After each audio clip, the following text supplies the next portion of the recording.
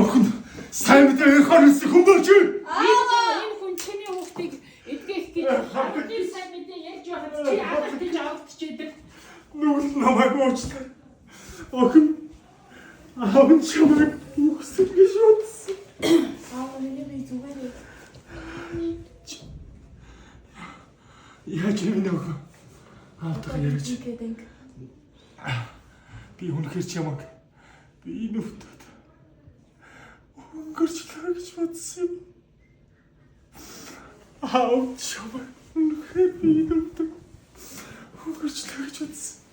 За би намайг уучлаарай гэж миний буруу. би чамд одоо сайн мэдээ ярьж өгье. За. Бүхний ихэнд бурхан байжээ. Бурхан өөрийнхөө дүр төрхөөр хүнийг бүтээж, бурханы дүр төрхөөр бүтээхдээ эр имээр нь бүтээжээ. Ариун Библиэс тэр бол бүтээгч бурхан юм. Бурхан хүнийг бүтээсэн. Бурхан ба хүн хоёрын хооронд хайрын нандин харилцаа байжээ. Гмийн улмаас хүн бурханаас холдсон.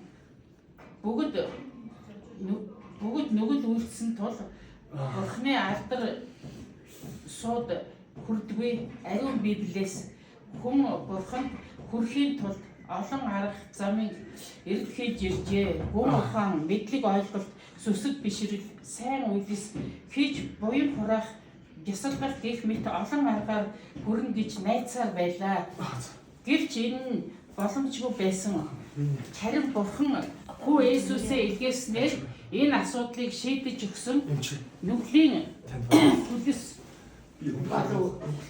өхөл харин бурханы бэлэг бол бидний эзэн Есүс Христ доторх мөнх айман ариун Библиэс Христийн зарламын өхөл ба Аллаа гэж юу наа чи. Тийм ээ.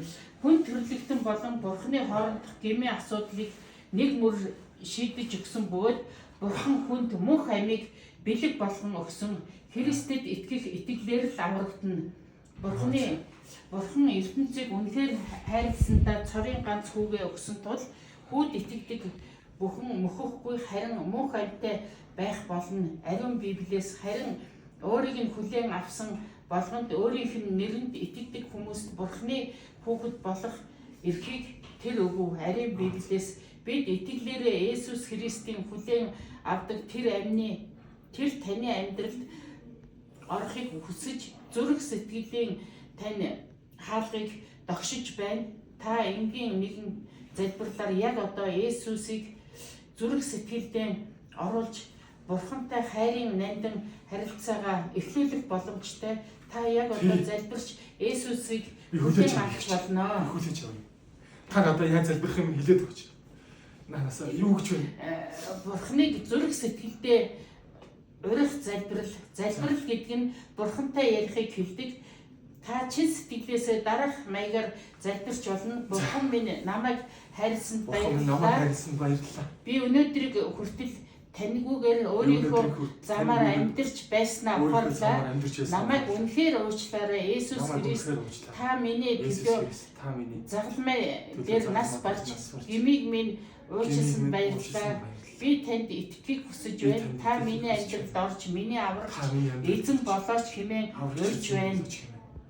Таны хайрыг мэдэрч надад төлөвлөсөн амьдралаар тань амьдрахыг зөвшөөрөөч. Амен.